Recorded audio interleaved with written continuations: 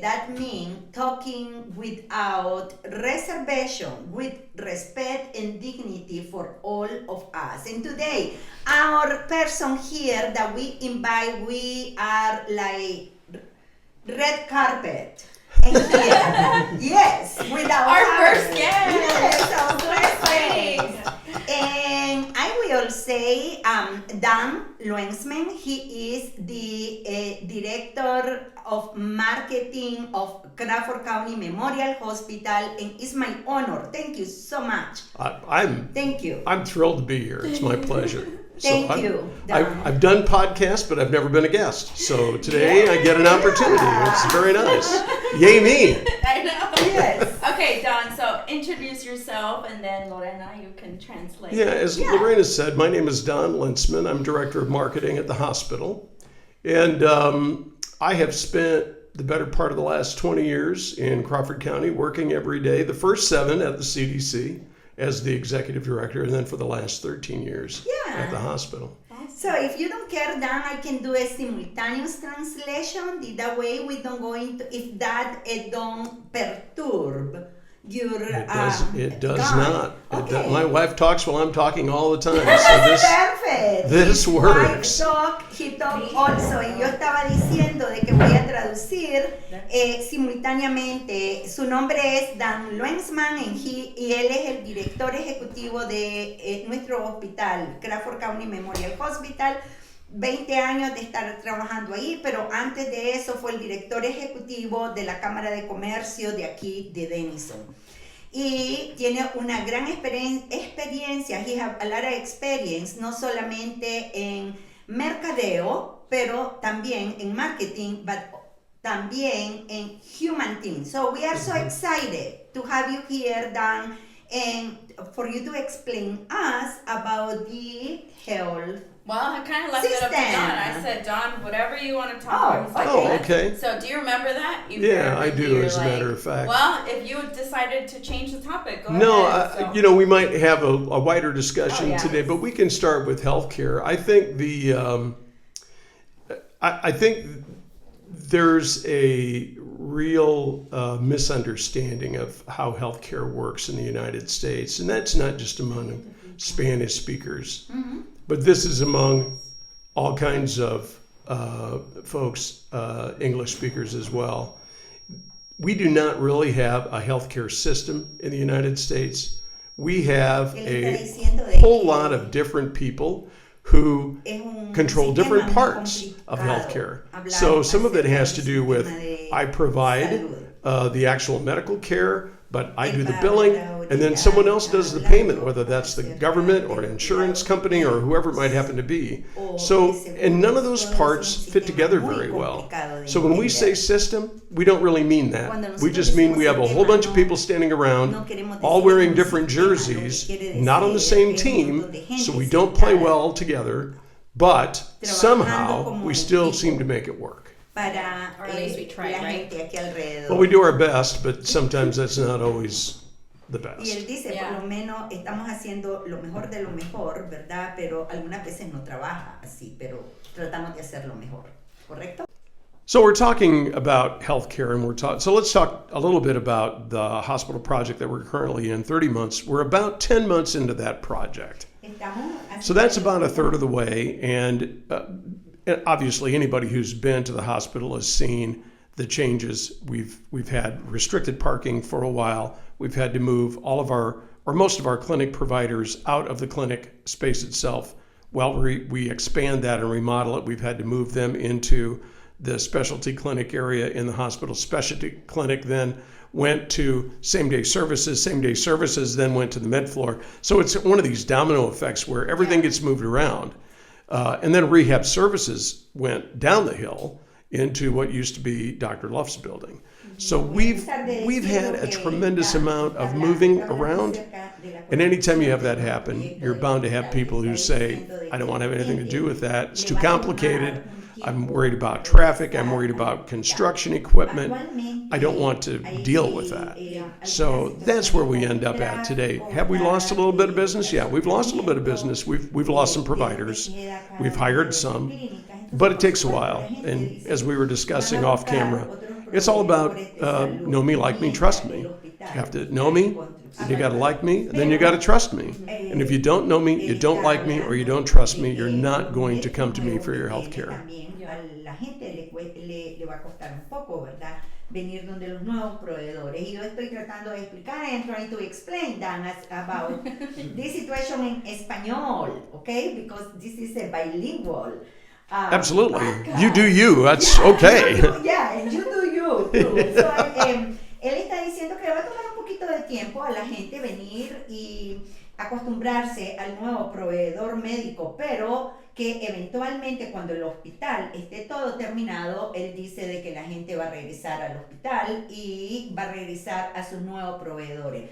What do you understand about what I just said, Dan? Nothing, but you make me sound so smart. That's what I like about Y it. también dijo que esta es una parte importante de know me, like me, trust me. Yeah. Principalmente con los nuevos proveedores. Entonces la gente va a decir como todo, ¿verdad? Cuando nos conocemos a alguien, oh, te conozco, oh, me gusta, oh, ahora después de ese proceso de conocerte, gustarte, también yo confío en vos. Entonces va a ser un proceso como todo en la vida. But now, tell me about correcto. That's right. You're right. Absolutely. So, what about Latino population in the county? How has been the hospital reaching that Latino patient, and how the hospital culture adapt that patient? Not just the patient to the hospital, but the hospital to the patient. Right. So that's a work in progress and has been for quite a while. You know, we have full-time Spanish language interpreters. Our financial counselors are all bilingual. We have nurses and other practitioners who are bilingual, but we don't have many of our actual providers in the clinic or physicians in the emergency room that are bilingual. Which we talked about when we did that whole survey thing. Right. You know, it's like a triple effect. It is, as a matter of fact. And, you know, the one thing that we did talk about that I know that is true is that if you're talking to somebody and you're not speaking the same language, you know that there's gatekeeping going on, that the understanding is not 100%. And that, I think, is the most frustrating aspect of this on both sides, both on the hospital side and for the patient. Because anytime you have somebody standing between you and the person that you're talking to, and they're trying to interpret whatever it is that you're saying, you're going to lose something in the translation. You're bound to, because that's just how this works. Yeah. So being able to remove that translator will make a big difference in the future. And that's one of the things that we receive from our feedback from the community. And it's one of the things we're going to be working on. There were several things, actually great ideas that we got. More Spanish language providers, but also having a Spanish language liaison within the community, something that we've never had. I mean, we have people within the hospital that if you come and you speak Spanish, we have people who can help you with that. But we don't have anybody in the community who's out there volunteering or helping in other ways within the community who can really present that side of what goes on at the hospital to our Spanish-speaking community. And we need to work more on that. That is definitely one of the things that we have not done well at. One thing to keep in mind is, and one of the reasons why I think it's an urgent need, is that when you take a look at the demographics for Crawford County, we know that two things are happening simultaneously. One, all of the people who look like me are getting older all the time. We have a burgeoning elderly population in Crawford County. We have way more Caucasians who are getting older, and we don't have many that are young.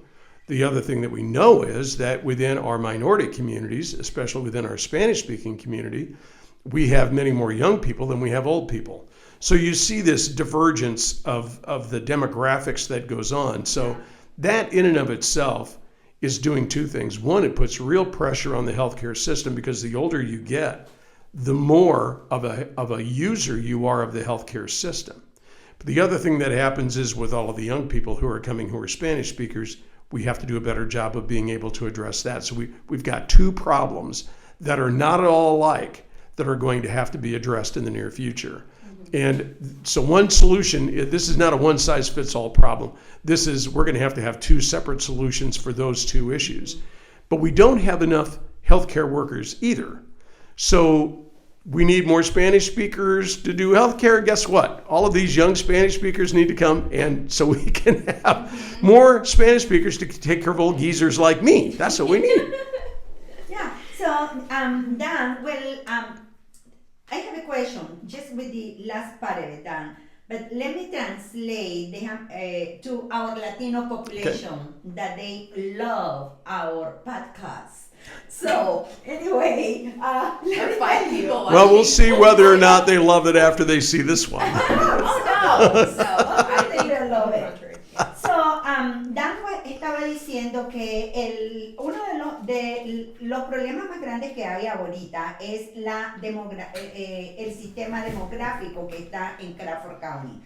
Tenemos más gente mayor, ¿verdad? Como él y yo, que somos de what we are, second age.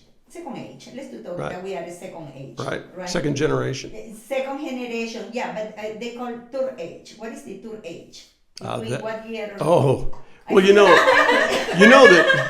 So just so that you're aware, Lorena, there are 3 stages of life. Ajá. 3 stages of life. Tres estaciones en la vida. Youth, John, joven, middle age, la mitad de edad que está más o menos madurito. and you're looking good. Y espectaculares, luciendo espectaculares. Entonces, we are in that looking good. Looking good. Ya, estamos en esa edad espectacular. Entonces, lo que estaba diciendo es de que más gente norteamericana, más blancos, se están poniendo de mayor edad y están muriendo. Nosotros los latinos son los que están vigorizando. Can I say that? Like Latinos, young Latinos is like energizing Right. now the demographic situation in Crawford County. Right. So, el hospital está trabajando en función de eso, ¿verdad? De diferentes proyectos, pero lo que se necesita es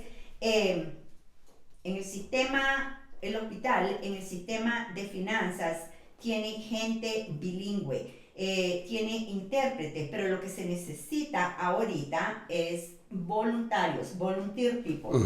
Even when the hospital has a financial, bilingual people area in the financial area and interpretation, interpreters are bilinguals, Correct. of course. Yeah. But what we need, the hospital need gente joven que diga, aquí estoy, soy bilingüe y estoy para ayudar a mi comunidad. Necesitamos eso. Una vez que haya más participación, so what we need is people participate, bilingual people participate in the healthcare system, Right. en el sistema de salud.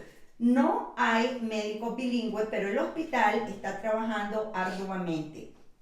Muy duro para agarrar médicos, ¿verdad? Y más enfermeras. Right. We do have right now, We do. right, nurses that they are We do. bilingual. No how we wish. Tenemos ahorita, pero no how we wish, more and more and more. Right. But we have right now. El hospital tiene por el momento. Entonces yo tengo una pregunta. Le estaba diciendo a Dan, voy a hacer la pregunta en español. I'm going to make the question in Spanish first, and after I'm going to translate it. O Maria can help me with translation. Okay. You was talking about we need more bilingual people, but I noticed yo lo he notado personalmente, que los latinos jóvenes no quieren hablar inglés. They don't want to speak English. What will be your advice as a former director of the Chamber of Commerce, como un director de la Cámara de Comercio, like a hospital director of marketing, and as a human part, as a person that is involved in our community, the different that word is very English, very hard for me in English. Demographics. Well, let me explain it. Let me explain it this way. The more that we attempt to find our commonalities, in other words, the things that we share, I think that's how we build a base for common understanding. Entre más So, tratamos as an de example, encontrar lo que más tenemos there's- en común, más fácil se nos There's a hace. real desire on both sides. Whether you only speak English or you only speak Spanish, there's a desire on both sides to be understood. Everybody wants to be heard. Everybody wants to have a voice. So that's half the battle. If we can get people to agree that we all want to be understood, we all want to be heard, and we all try a little bit, believe me, that'll go a long way toward bridging the gap between the communication gap between people whose primary language is Spanish and their primary language is English. If we just try, I think we're going to be fine. It's when we stand off and we say, well, I don't even want to try that. One thing I know is that most of the time when I'm talking to Spanish speakers, they know way more English than I know Spanish. Yeah. So they sandbag me a little bit because it's, no habla español or no habla inglés. And I'm kind of like, well, no habla español. Well, wait a second. They actually understand everything I'm saying, but I understand very little of what you're saying. So that's the issue, I think, is that we just need to agree that we find a commonality in wanting to communicate and be understood and be heard. And as long as we try, I think we're going to be fine. Con que hagamos esfuerzos y hagamos el intento en tratar de entendernos y llenar ese vacío. Yeah. Yeah. Es donde nos podemos encontrar a medias y llenar ese vacío con nuestros miembros de la comunidad, especialmente los latinos y los que son bilingües o trilingües. Somos esas personas que tenemos que ir a salir y decir, ok, yo puedo ayudar en este aspecto y no quedarnos atrás y decir, ¿por qué no están haciendo nada? Yeah. Y también él estaba diciendo, if you want to continue speaking with him, María, that will be fine, but yo quiero también aportar un poco de lo que él dijo o traducir. Él dijo de que él se ha dado cuenta que muchos latinos algunas veces entienden más inglés de lo que ellos piensan. Y es donde tenemos que encontrar ese lugar mutuo de entendimiento uno al otro. But what is your message? For those Latinos that definitely they don't want to speak English. Well, let me speak Well- on that part first. Hold on. With the language thing. You know why? Because I'm struggling to teach my kids Spanish, even though I'm fluent in Spanish. I will tell you why. Because, A, my family's not around enough that we're using it. And even when we go out in the community at school, they speak English. They don't speak Spanish. And so I'm glad now that I'm seeing that the Denison School has this bilingual program. But like, why isn't every school doing this? Why are we not doing it at every school? We're not using the language, so you can't expect them to use it when we're expected to use English. I don't know. I think, and like, I grew up with ESL, so it was English Second Language program back then, and that comes from like the government funds and all that. So once that's cut, that's where you start losing all of that. We're not prioritizing that as a society, Right. or in the education Right. system. A couple of things to think about here, though. First is I'm only second generation in the United States. People look at me and they say, "How could that possibly be true?" Well, my grandparents came over from Germany in the late 1890s, so my mom and dad are both first generation American. Mm-hmm. They all spoke German. My mom and dad spoke German. My grandparents all spoke German. I don't speak a lick of it. Not So one that would be bit. My kids, yep, they. So what ends up happening, though, is that because the United States is such a melting pot, being able to retain and hang on to that language eventually is going to go away. Because, again, we want to be understood, right? What's the easiest way to do it? Easier, yes, Use the, yes. use We what always do people what's easiest. would consider to be the common language, right? Because Yeah. it's a path of least resistance. As human beings, we do that. Now, having said that, I will tell you there's value in having a cultural identity and being able to propagate that with your kids. Whether or not that's language or custom or whatever it might happen to be, you have to retain some of that cultural identity. It's really almost a requirement to do that. Because when I was a kid, we did a lot of German things. Guess what? We still do German things. It doesn't make any sense to anybody else, but I still like sauerbraten and all that. Because for me, it's more food than anything else. My kids say it's funny because at school they eat all these foods that people in the Midwest grew up eating. Like, I didn't even eat that stuff in school. I'm like, ugh, that looks gross. They're like, we're not touching that. Like, we're taking a sandwich to school. Yeah. So there's a couple of things in life that we're faced with. One is emotional intelligence, understanding how I feel and how I manage my emotions. But the other one is cultural intelligence. And that's, so emotional intelligence is really focusing on yourself, but cultural intelligence is focusing on someone else and saying, how can I help them be more comfortable in the way that their culture interacts with mine? Mm-hmm. And part of that is understanding that language is different, that culture is different, and it's having that curiosity, being curious enough to ask the questions and understand more about how that culture operates and why is that important? And how does that correlate to something that I know in my own life? Because all of us are from somewhere else. Just about everybody's from somewhere else. And so we all have a heritage that we rely upon or that we look at. Somebody might be Danish, somebody's German, somebody's Irish, somebody's Hispanic, whether you're from Mexico or Nicaragua or Brazil, wherever it is, we all hearken back to that and we identify ourselves that way. So it's having that cultural curiosity, but then being willing to accept that there are differences between us, but we have way more commonalities than we have differences. Mm-hmm.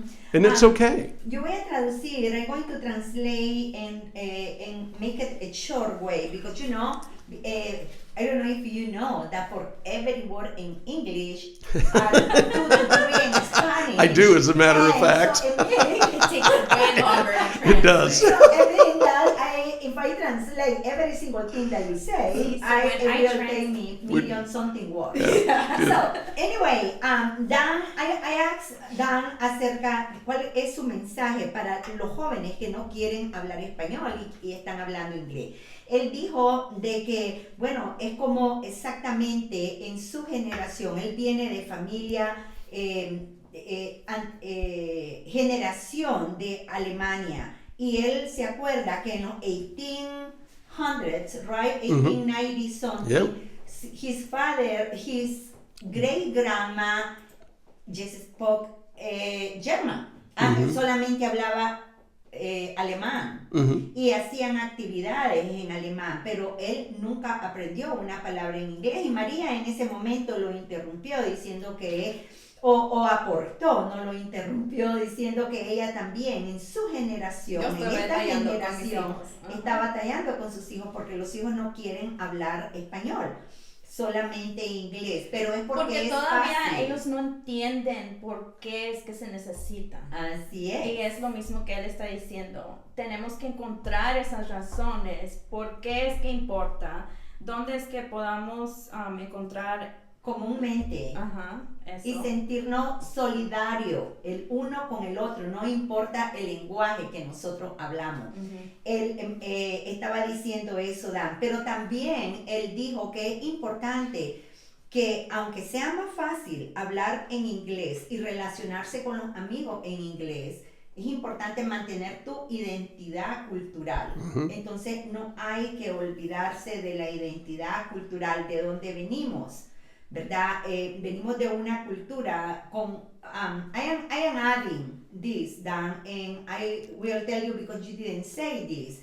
I always ask myself, when I came to the United States, yo siempre pregunté a mí misma cuando yo vine a los Estados Unidos, why white people bring, I am from German, I am from this, I am from the other one, I never understood until recently that is part of your identity too, where you come from. So when you mention, es parte de la identidad de ellos, de dónde vienen y se sienten tan orgullosos. You feel proud of that, right? So when you just mention right now all those factors why you see young people speak more English than Spanish, but you also mention that they don't need to forget where they are coming from, the Correct. identity, the cultural Correct. identity. Eso es muy importante, no olvidarnos de dónde venimos, la cultura que traemos, Yeah. porque se va transmitiendo, it's transmitting de generación en generación, it's transmitting the generation in generation, exactly like your great grandma play with you, exactamente como su bisabuela jugó con él, esos juegos Right. alemanes, those Right. Germany Right. games, right? You know, the important thing is that we don't lose all of our culture. Yeah. Now, for me, the only German I know is what I learned from Hogan's Heroes, which was on TV back in the 60s. I don't know how to translate that. You have to help me, okay? I don't It's know an what old that it's an is. old TV show. It's an old TV show. Okay. And it was set in World War II in Germany in a prison of war camp. But that's the only German I know came from that TV program. Yeah, entonces él estaba diciendo que el único alemán, como explicó María, que sabe es basado en una serie que él miró hace muchos años, ¿verdad? Pero de todas maneras, it's so beautiful all this, you know, how I love when you say we need to keep putting in my own words solidarity, each other, no matter where we come from. Mm-hmm. We need to respect our difference and we need to accept one each other because we are human beings. Correct. And talking about human being, tell me, what life? You are a professional man, you have a lot of experience in different areas, professional areas in life. What about life? What is life for you? What is life? What is real? Wow. What is It's a little cosmic in here now. Well, I think that for most of us, life is whatever it is we're going to make out of it. You can either be happy or sad, or mad or glad. Those are decisions that you make. Those are choices that we all make about whether or not we want to be a certain kind of person. I decided a long time ago I'm just going to be a happy guy because there's not any reason not to be. Does everything go correctly in my life? Absolutely not. I've had plenty of disappointments. But the reality is that just because that didn't work out, it doesn't mean that something else won't. So that didn't work, let's try something else. I'm just a big believer in that there's never a dead end.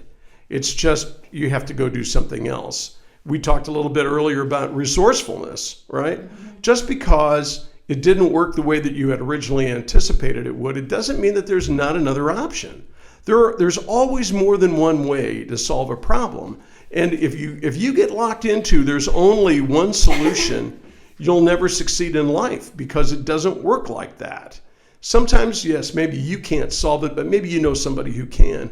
So the more resourcefulness that you have available to you, the better your chances of living a life that you're very, very happy with. But those resources, sorry to interrupt you, and Maria, help me with the English translation later on. I am taking some notes here.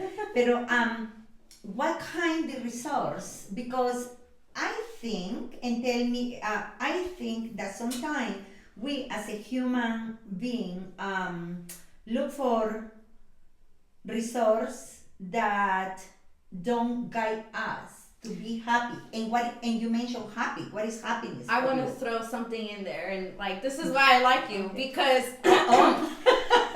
just for that, okay? Just because that answers your question. And it goes with what he said, because I asked him, how he was doing and his day, and he's like, oh, it's work, and I said, I can't wait for it to be Friday night so I can sleep. He's like, well, I sleep every night. I'm like, well, duh. But it's to not think about work and not feel stressed out. And he's like, you only have today. And he pulls out a Bible verse. He threw a Bible verse at me. I was like, this man, this is what, that kind of resource is what you need. God and people who believe in God and are gonna throw this stuff at you when you need it. So I was like, so I have a question now, a different question. Okay. What's happiness? But the different question for what you just say right now, and Dan can also guide us with his opinion in this. God, Who is God for you, Maria? Oh God, we can't talk about that. That has to be a whole separate conversation. Why? Come on. Because I'm gonna start crying. And That we're gonna need a drink for because that's heavy. That's heavy. You guys have Friday night. Little early, but I'm game. So Hey, you're still on the clock. absolutely. What is Well- God right now in this conversation for you? Because you said resource, and it does matter that we are resourceful. And I think it ties back to like who we are as people. And then that ties back to how you were raised. Like I have always known God. And the only period in my life that I didn't have God, I didn't know who I was. I was so lost. I was in the worst relationship of my life. Like this person was driving me away from God. And I knew that was not who I was. That is not how I wanted to feel. That's not what I wanted for my kids. I said, I need to like, where is God? And so I started looking back for him. And like, I'm here today and I'm telling you, Lord, I know this is going to require a drink. It's beautiful. It's a lot. Yeah, no, it's a lot. And this is like an everyday conversation that I have with myself. And today, Don, I was having such a crappy day. Like, you said it, you could choose to be happy or not. Today, I was just full of rage. I'm just like trying to get through my work day. I'm just angry. And like, I told you last week, I told you I was going to get my period. And I did. I told you, right? And she's like, you're just going off of it. Yeah, it comes every month, Lorena. So that doesn't help. Yeah. But I was like, just this rage in me. Yeah. Like, everything about being a woman, it comes at least once a week. I'm just mad about everything that is wrong in our world. And you know what could fix it?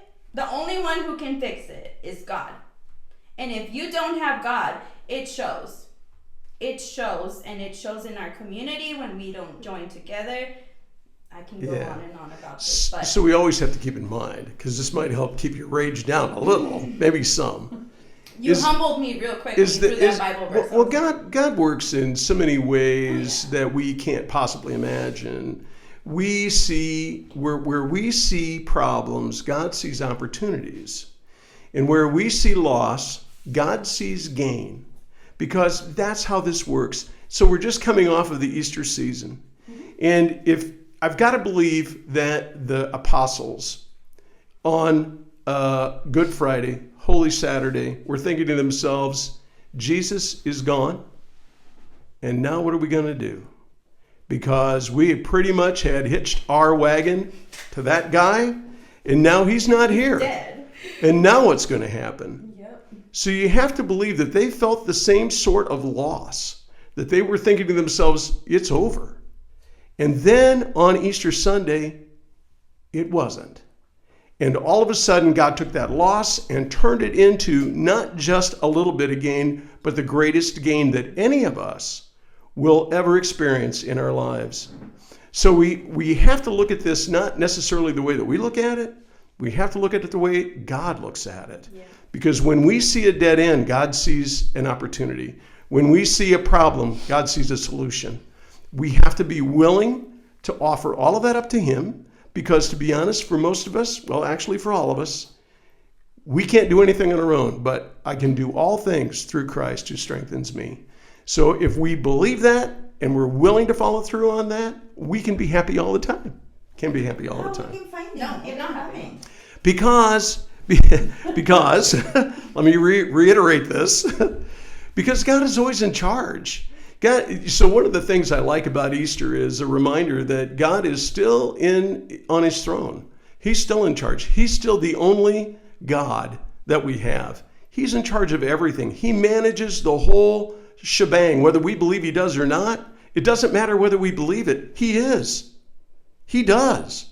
So all we have to do is just trust, have some faith that what He's doing in our lives is what is intended. Now, let's go back to your situation where you're in a bad relationship. Perhaps God used that as a way of helping you to understand that this is bad, there's a better way.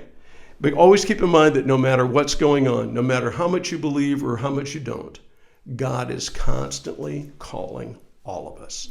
All the time, every day. He's constantly calling us to do something different, but especially to be better. Be better at whatever it is that we're doing. He wants us to be better people.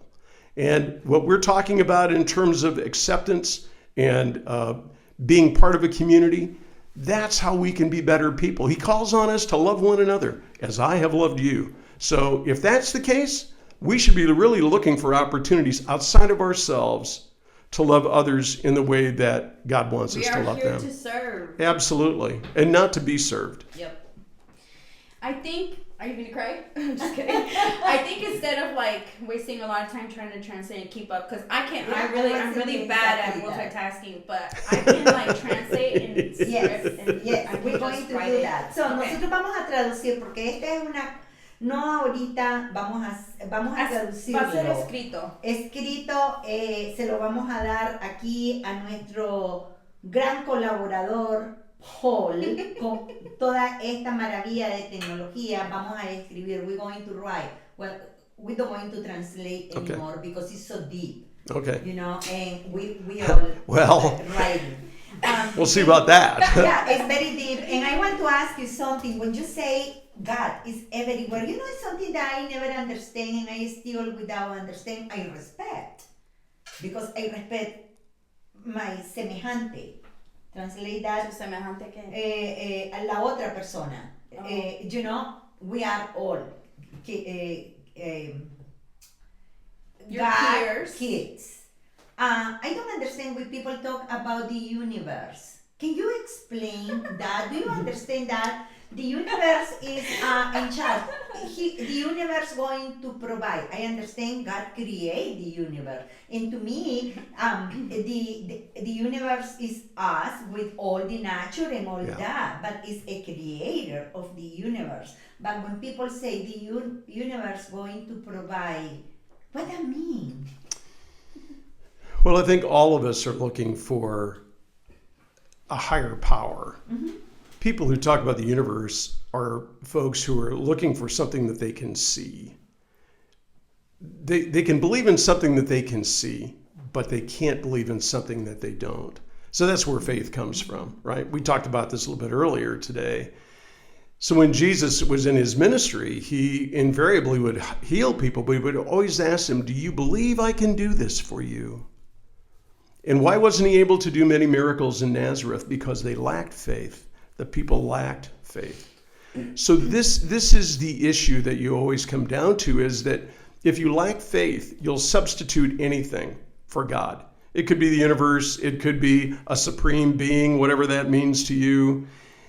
But see, this is also God's way of knocking gently on the door. You've seen the picture of Jesus standing on one side of the door and somebody standing on the other side. But the side where he should have a handle, where Jesus should, there's no handle there, because he's not going to open the door. He'll knock, but he doesn't force himself on us.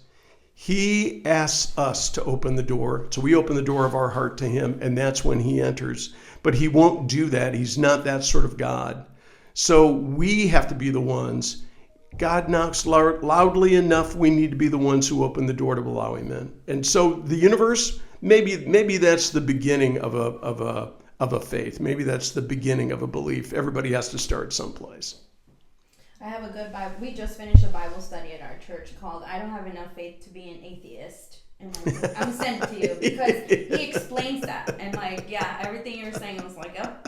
Mm-hmm. Beautiful. Yeah. Beautiful. Yeah. So, Dan. Sorry. So, God provide life, but who have to develop the faith is us. Yeah, absolutely. God gives us all the tools. It's up to us to decide what we want to do with that. We're a little boys that sometimes talk to you. Usually. But I have to turn around and make sure there's no one behind me first. So when I hear those little voices, sometimes I get a little concerned. But I think we all get that word of knowledge. We all have that feeling sometimes that God is calling us to do certain things. And sometimes those feelings are stronger than others. if you're willing to respond to that, sometimes we get outside of our comfort zone and people say, well, I think God's calling me to do that, but I don't want to do it because I'm afraid of what might happen.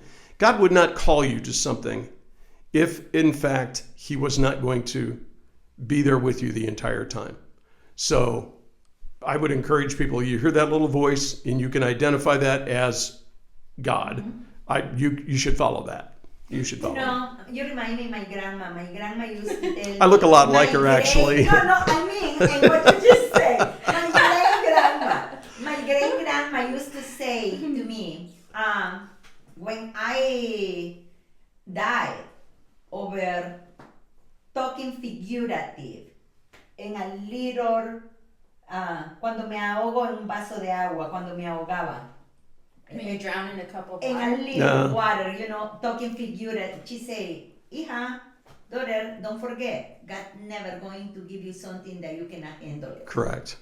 Yeah. Correct. That is right. So true. Yep. Right? It's in Scripture. So He will not close the door without opening a window. Yes. He will always give you a way to carry whatever burden you currently have. I mean, you don't have to think too hard about people who are out there today who are carrying some pretty heavy burdens, people whose parents maybe are elderly and need a lot of assistance, or someone who's really sick, or someone who just had a close family member pass away. You don't have to go very far to find someone who's worse off than you. And one of the things that my mother told me, that I've always told my kids, is whenever you're feeling bad about yourself, whenever you feel like you don't have what you need, go find somebody who's worse off than you are and help them. And you're going to feel a ton better after you do that, because you'll understand. This is not a zero-sum game in life. It is not a zero-sum game. We talked about this earlier today. If you can help enough other people get what they want, they will help you get what you want. And so you have to be willing to go help other people, because if you do that, when you need it, they'll help you. Promise. You also can't just do those things for that motivation with that mindset, I think. Like, you can't. Well, it's not a quid pro quo. Yeah. It's not I do this, you do that. I don't think a lot of people understand, and that's why so many people are selfish. But you have to be genuine about your actions. Yeah, be other-centered. I think is a big part. We talked about this in one of our episodes, like why it's important to be involved in your community instead of like sitting back and saying like my community sucks and like nothing's going on. Like, what are you doing for me? Yeah, you can either be the problem or you can be the solution. You just have to decide which one. It goes back to how can you be happy or whatever. If you're constantly looking for ways to make yourself better, you're going to be looking for ways to help other people. It's the only way it works. You can't make yourself better by just focusing on yourself. You have to focus on other people in order to be able to get yourself better. So if you're other-centered, your chances of being less selfish and more willing to help and more willing to be a part of the solution rather than the problem, all those things come together. But you have to be willing to look outside of yourself to make that happen. What will be the message in talking between health, the health system, talking about human part, and talking about faith that is equal to God? Yeah, what will be the message today? My takeaway from our discussion really is that there are so many opportunities in front of us, and we shouldn't limit ourselves to one thing. We need to be open to all the things, to the people, to the customs, to the concepts, to the language. We need to be open to that because we're all God's children, and that every last one of us, really, God made us all the same. He made us all the same. We're all human beings. If we can appreciate that at the lowest level, we're all the same. Then we can help each other get whatever it is that we need. Because that, at the end of the day, that's all that matters. How we can calm angry? Huh? Well, we don't want. Calm anger? Yeah. How do you calm anger? Oh, well, it is one of those things. It is a self-regulation of emotion. So let's go talk about emotional intelligence just briefly. Emotional intelligence is really about self-awareness and understanding what you're feeling at a given moment in time. And understanding, is that emotion appropriate for where we're at right now? I mean, you can be angry. There are reasons why you may want to be angry, and it might be appropriate at that particular moment, but I would tell you that anger is a wasted emotion. There's no value in it whatsoever. It makes you feel better. Wasted energy. Wasted energy. It's important to feel it. Yeah. You need to. Yeah. But the reality is that anger does not solve a problem. You can be angry, but you're not solving anything by being angry. So being angry, really, it's a dead end. What you want to do is switch that. So emotional intelligence would tell you that if you're in a situation where you're angry, you need to back up from that and understand why and what you can do to solve that. But emotional intelligence would also tell you that if you're angry with someone else, and they also have a lot of emotions, that you have to put yours in neutral, because you can only deal with one set of emotions at a time. And if you're dealing with your own emotions, you can't deal with theirs. Mm-hmm. So emotional intelligence really requires us to understand who we are and what we're feeling and regulate that so that we can have better relationships with other people. It's really, that's the bottom line. And communicate it, right? Yeah, and you can communicate that. Yeah. Now, you can be very calm. You can be very calm and not angry when you say to someone, I don't appreciate the way that you just looked at me. But by the same token, if you get mad because of the way someone looks at you, you have deeper issues that we're not going to solve on a podcast. I'm just saying you need to go talk to somebody about that, because that'll be helpful. Dan, we appreciate this moment. We appreciate that you took a time to come and talk about this. I don't know if call it issue, but this daily, minute, second to second things that happen to all of us. But we don't like to talk about a lot of time. It's like a taboo. It is. And we keep it in there. But I think conversation like this, we need to get it float. Well, that's why we started this. Right? Yes. And I will love, thank you so much. I always learn personal. I don't try to make sweet your ear. I always told you, I have many years, 18, 19, to know you. Yeah, absolutely. And you didn't was just my mentor. Yeah, we've been friends for a long time. Long time. But you, those meetings, I always look for, because you are my vitamin every Thursday, okay? Because you have always the right word. And you provide me with real insight into our Latino community that I don't possess on my own.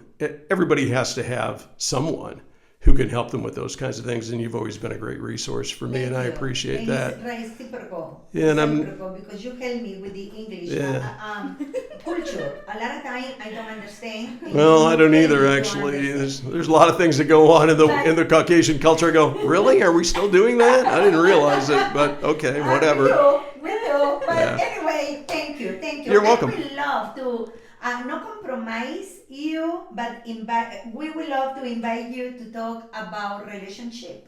Yeah. What is the beauty to keep in relationship? No, I am not talking about men and women. Mm-hmm. I am talking every kind of relationship and how healthy is for us. Do you think that we can do that in some time soon? We'll come back and we'll have another conversation about how you build relationships, how you maintain those, and why it's good for all of us to have that. Very good. Well, thank you. You're welcome. And again, we are talking. I think that I forgot to tell you this. I will translate sin tapujos. Okay. Hablando a calzón quitado. Gracias. No, don't say gracias. She hasn't even explained it. Let me explain you. Okay. So, en Latinoamérica. No comprende. En Latinoamérica, we have a phrase that is talking figurative. We Latinos, no matter what country you are, we talk figurative way a lot of time. Mostly. Oh, sure. So, talking a calzón quitado, I mean, no reservation. So, but translated literally is less to talk without underwear, less to talk without bloomer, mm-hmm, you know? Mm-hmm. It sounds vulgar, okay? It does. But it's not. It sounds vulgar, it sounds like, but it's Latino American expression that means less to talk openly, honestly, honestly. you know. So thank you for coming to talk to us about every area, from health until faith and the love of the humanity, how we all are integrated. And I cannot wait until our next conversation. Yes, it was awesome having Entirely you. my pleasure. Thank you Was for there inviting me. anything else that you wanted to share with us? No, I'm glad to be your first guest, and I look forward to coming back. So thank you very much. Thank you. Yeah. Now you see the camera, and we're going to give it the guy here, a time to hitch up and say cut.